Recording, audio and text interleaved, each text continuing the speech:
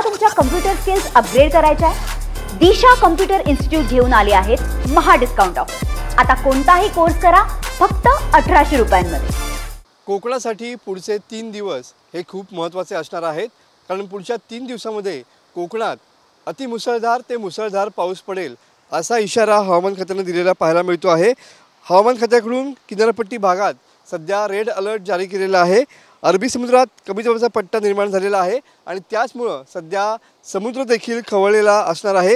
जिल्ह्यात रात्रीपासून या ठिकाणी पावसाने विश्रांती घेतलेली आहे, मात्र सकाळपासूनच या ठिकाणी ढगाळ हवामान असलेलं पाहायला मिळतंय। काल दुपारनंतर मान्सूनपूर्व पावसाने जिल्ह्याला अक्षरशः झोडपून काढलेलं होतं। सर्वच तालुक्यामध्ये मान्सूनपूर्व पावसाच्या दमदार सरी या काल कोसळलेल्या होत्या। तसेच आजपासून म्हणजे 21 ते 24 मे दरम्यान मच्छीमारांनीही समुद्रात जाऊ नये असं आवाहन प्रशासनाच्या माध्यमातून केलेलं पाहायला मिळतं आहे।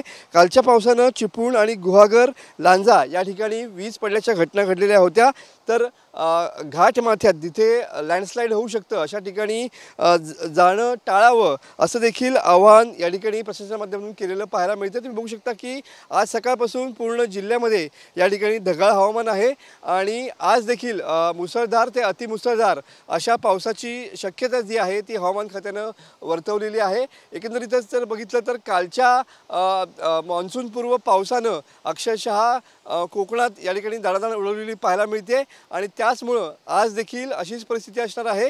आज जिल्हा प्रशासनानं या ठिकाणी आणि हवामान खात्यानं या ठिकाणी कोकण किनारपट्टीला रेड अलर्ट दिलेला पाहायला मिळतोय। कॅमेरामन समित गजनेसह मी मनोज लेले, TV9 मराठी, रत्नागिरी। तुम्हाला तुमच्या कम्प्युटर स्किल्स अपग्रेड करायच्या आहे? दिशा कम्प्युटर इन्स्टिट्यूट घेऊन आले आहेत महा डिस्काउंट ऑफर। आता कोणताही कोर्स करा फक्त 1800 रुपयांमध्ये।